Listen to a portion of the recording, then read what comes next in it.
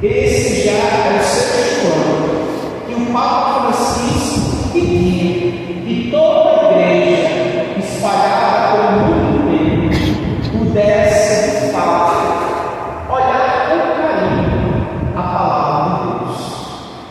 Então, que domingo é esse? Domingo da palavra de Deus. Mas vocês poderiam questionar: todo domingo não é domingo da palavra de Deus, não? Sim, mas olha o que eu disse anteriormente. Papa Francisco quer que todos nós tomemos consciência do valor de estudarmos, lermos, estudarmos a Sagrada Escritura. Compreendeu? Por isso que esse domingo é o domingo da palavra de Deus. Tendo dito isto, eu também gostaria de dizer o seguinte para vocês. Veja, nós ainda estamos nessa Assembleia Litúrgica e eu penso assim: todo mundo aqui se conhece? Sim ou não? Sim, deve ser. Todos nós nos conhecemos ou sabemos um pouquinho da história de cada um? Não. Todos nós nos conhecemos. Depois de ter dito que domingo é esse, eu gostaria de pedir a vocês uma coisa. E no meio da homilia vocês vão compreender o porquê. Meus irmãos, que nós possamos criar entre nós mais laços de fraternidade. Que a gente aprenda, como paróquia, como sociedade, a estimarmos mais uns aos outros. É o caminho que eu estou fazendo a vocês. E eu vou dizer de onde é que eu tenho. Vocês escutaram o que que vocês aprendam a se estimar mais. Não estou dizendo que vocês estudem, mas eu exijo que possa crescer mais. Então, como é que esses estímulos vai crescer mais ainda? Quando a gente percebe em nós o desejo de querer o bem uns aos outros. Então, por favor, queira o bem ao outro, até mesmo aquele que você tem mais dificuldade de conviver. Guardou no coração, a senhora guardou. Você guardou vocacionado. Querer bem ao outro. Pode olhar para frente. Querer bem ao outro. Tanto tempo que eu estou com você, parece que eu falo assim, tudo isso. Relaxa, eu estou super relaxado. Querer bem uns aos outros. É esse o pedido que eu faço a vocês no meio da homilia. Eu vou dizer de outro dia. Com esses duas introduções, agora vamos compreender por que o Papa Francisco insistiu que esse domingo fosse o domingo da palavra. E o primeiro reflexão agora foi só uma introdução. Como deve ser a nossa atitude diante da palavra? Vou repetir a pergunta. Como deve ser a nossa atitude diante da palavra? Bora dizer juntos. Como deve ser a nossa atitude diante da palavra? E a resposta não vai ser minha, mas vai estar cumprida na Bíblia. Não vou explicar o contexto para não me delongar, mas só por cima. Quando a leitura primeira da missa foi escrita, o povo estava voltando exílio da Babilônia. Eu não sei se você sabe, mas o povo foi para o exílio por ser infiéis a Deus, por não cumprir a vontade de Deus. E aí, só por isso, a gente para e faz uma recapitulação da nossa vida. Quantas vezes, por não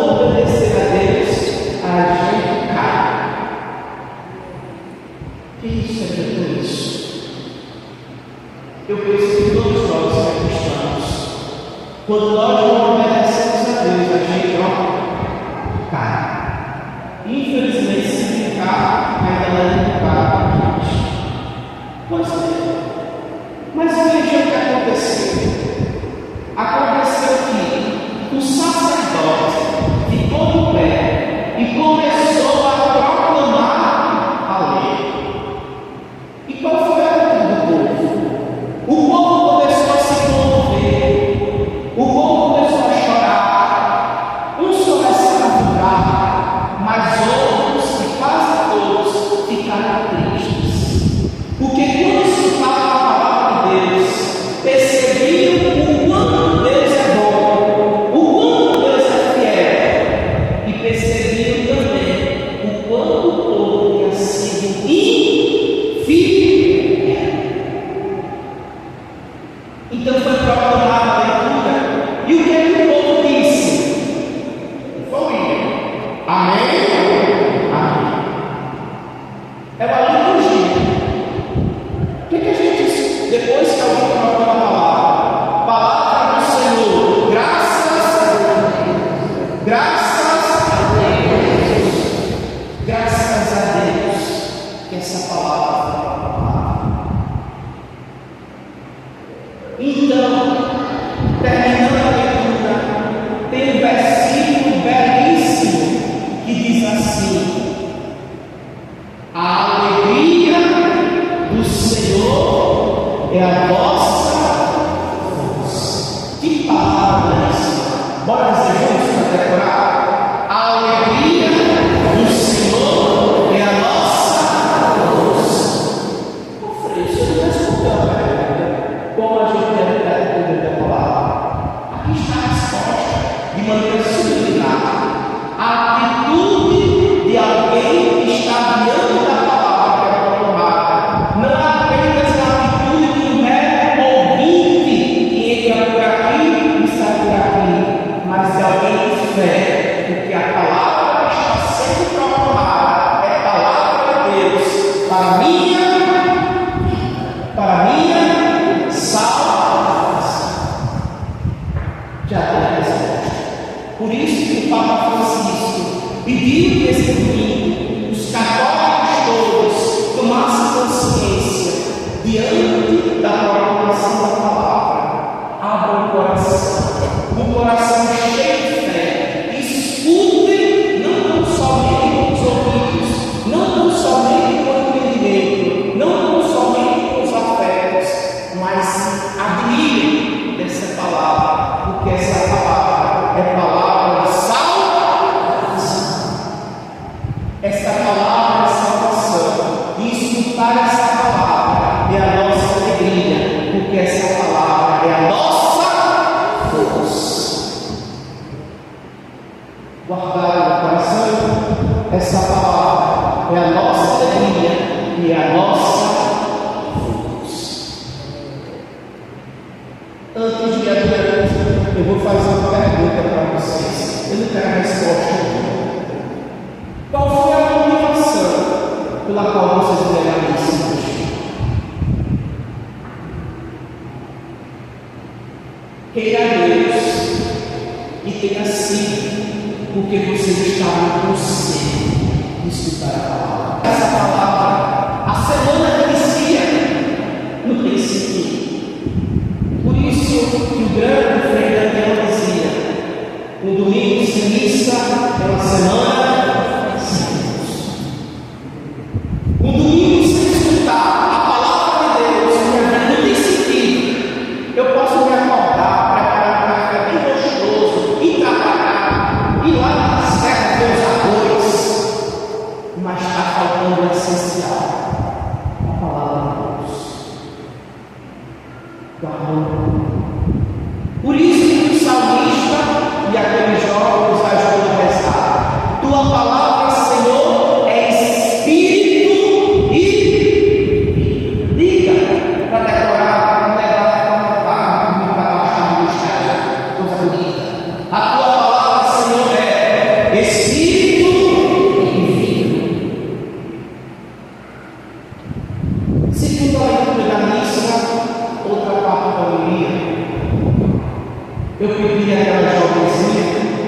antes de começar a missa, que ela proclamasse a leitura mais comprida, porque eu sabia que vocês gostam de escutar a palavra. Sim? Sim ou não? Sim. Ou porque vocês gostam de missa curtinha? Eu não gosto de missa curtinha. Quem gosta de escutar a palavra, não importa a missa, o que importa é que o coração se encha de escutar essa palavra.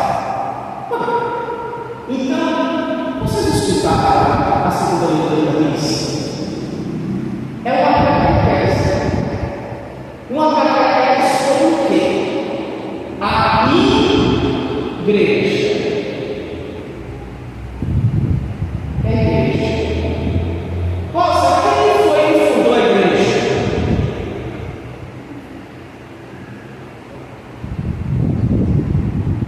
Nada disso. Quem fundou a igreja? Marcos. Muito bem, Marcos. Jesus, nosso Senhor, foi ele que fundou a igreja. Não foi outro qualquer. Foi Deus mesmo. A leitura é clara para nós. Quem é a alma da igreja? Renovação. Quem é a alma da igreja? O Espírito Santo. E como é que nós nos tornamos membros dessa igreja que Jesus fundou? Pelo Santo Batismo. Vocês compreenderam agora a importância do batismo? Parênteses. O batismo não é somente um ato social, ainda na cabeça de muitos de vocês. É um ato social. E vou dizer por quê.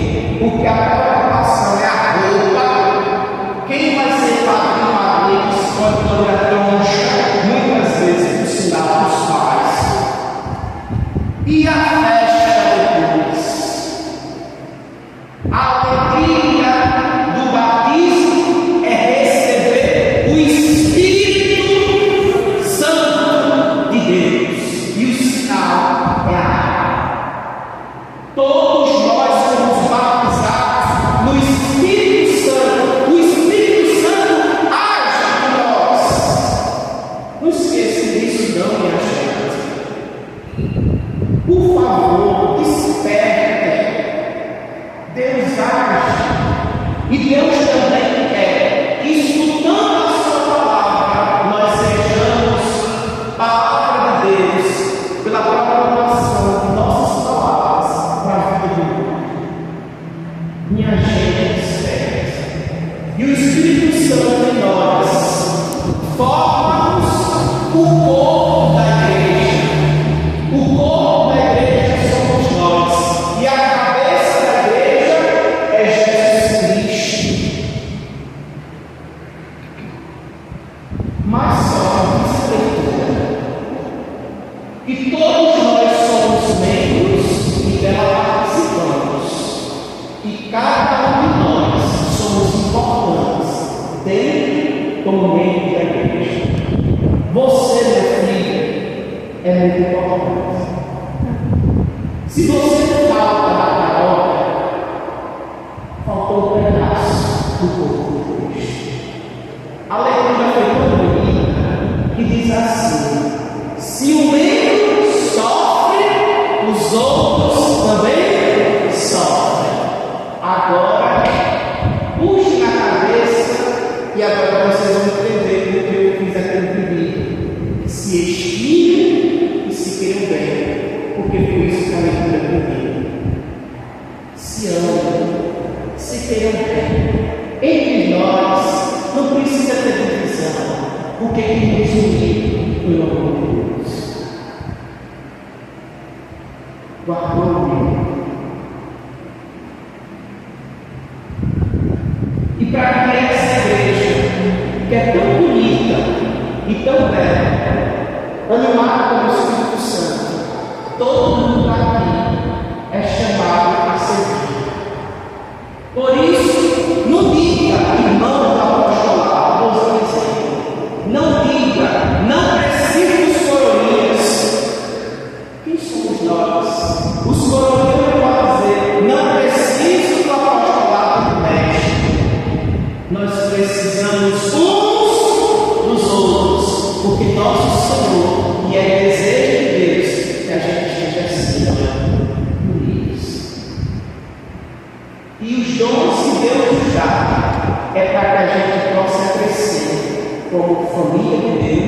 que é a vocês agora descobriram a missão que vocês têm de na igreja? Nenhum de vocês se isente, porque todo batizado, viu meus preciosos queridos homens que estão no final da igreja matriz, sentadinhos, olhando bem para mim, vocês têm uma missão na igreja. Descubra, peça ao Espírito Santo que diga qual é a missão de vocês na sua palavra. Mas a leitura já nos dá uma orientação. Uns subsistem no ministério ordenado, que é os padres, os bispos e os diáconos, sucessores dos apóstolos, e querem ser o quê? Ensinar. Mas também tem ministério de quê? De cura. Tem ministério de pessoas que ajudam a cuidar dos bens da igreja junto com o presbítero. Tem ministério de obra de misericórdia, de visitar o doente nessa obrigação do Papa, nem os irmãos ministros. Deus, com certeza, que talvez aqui está precisando suscitar jovens que vão visitar os doentes. Você escutou meu filho, no projeto da sacristia, entendeu agora? Está precisando de pessoas que despertem, até mesmo para ajudar a cozinha, talvez, varrer a igreja. É ministério. O ministério de catequista, o ministério de ajudar todos os casais, o ministério do homem. Quem sabe o Senhor que devolve isso aos homens? Então, nenhum de nós pode se isentar, porque o Espírito de Deus foi derramado sobre todos nós. Agora nós precisamos descobrir, como Santa Teresinha, qual é a minha vocação dentro da igreja. Bora dizer comigo. Qual é a minha vocação dentro da igreja? A minha já descobri. Separa. Mas a principal, eu tenho certeza que Deus dá outros dons para mim. Agora, uma coisa bonita: Deus dá do jeito que Ele quer, a quem Ele quer. E para cá já é fique vaidoso, não dá tudo uma pessoa só, dá a cada um de forma diferente para a gente crescer. Por isso, a nossa glória é a glória de Deus. Pronto. Agora eu posso perguntar a minha Evangelho. Vocês perceberam que o Evangelho de hoje não começou naquele tempo? Naquele tempo apareceu da metade do Evangelho. Catequese. Qual foi o Evangelho do ano passado? Bodas de Cana. Oficialmente, com esse domingo, nós começamos a ler e estudar o Evangelho de São Lucas. Nós estamos no ano C. Ao longo do tempo comum, nós vamos estudar o Evangelista São Lucas. Pode dizer, o Evangelista São Lucas. O que aconteceu no Evangelho, meus irmãos? É a introdução do Evangelho de Lucas. E olha que interessante, e eu fiz questão de proclamar bem devagarzinho. O Lucas disse o seguinte: que o que ele escreveu não é mentira. Ele fez um trabalho cuidadoso. Com certeza, se Lucas escreveu tanto sobre Nossa Senhora, é porque com certeza Lucas, com certeza, ele perguntou alguma coisa a Maria.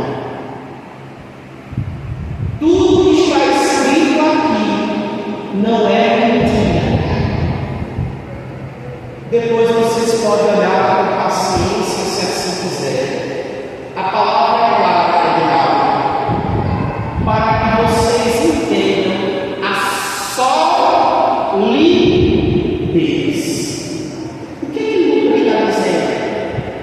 que Jesus não é uma lenda, que Jesus não é uma mentira, que Deus veio ao nosso mundo e teve pessoas que testemunharam com seus próprios olhos, que foram os apóstolos.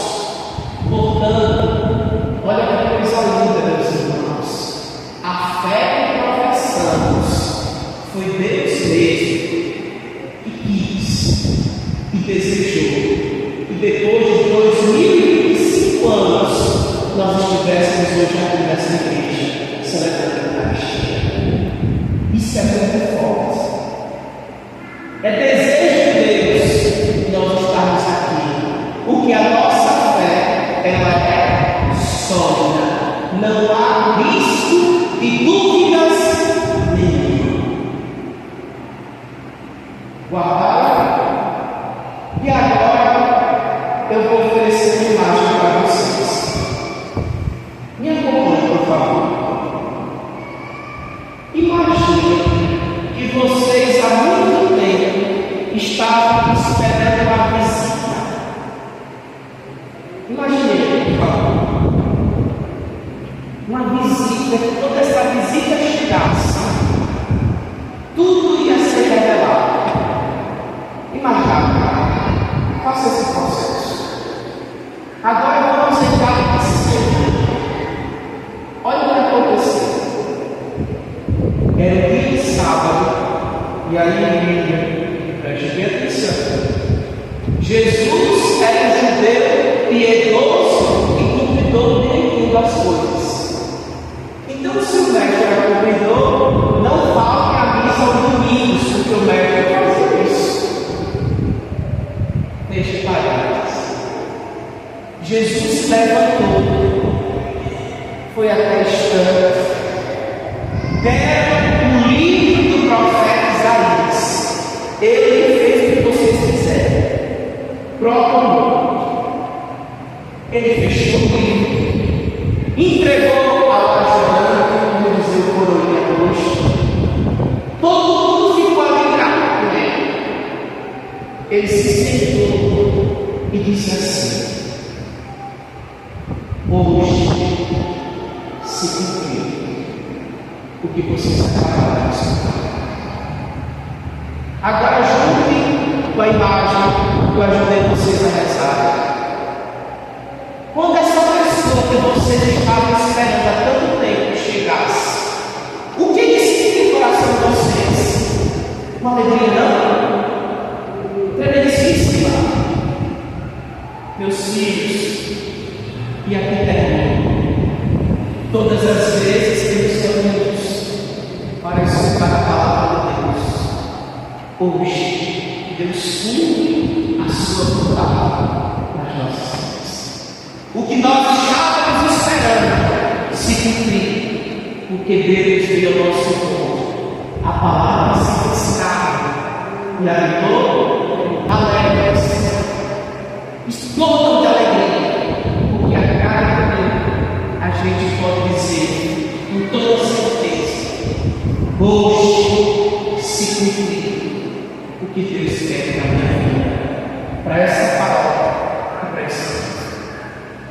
Amem escutar a palavra de Deus, porque a alegria do Senhor é a nossa força.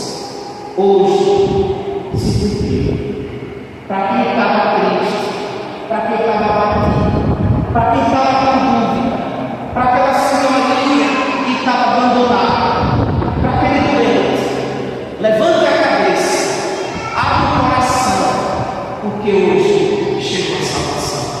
Todas as vezes que escutamos a palavra, cumpre-se as promessas de Deus. Amo escutar a palavra.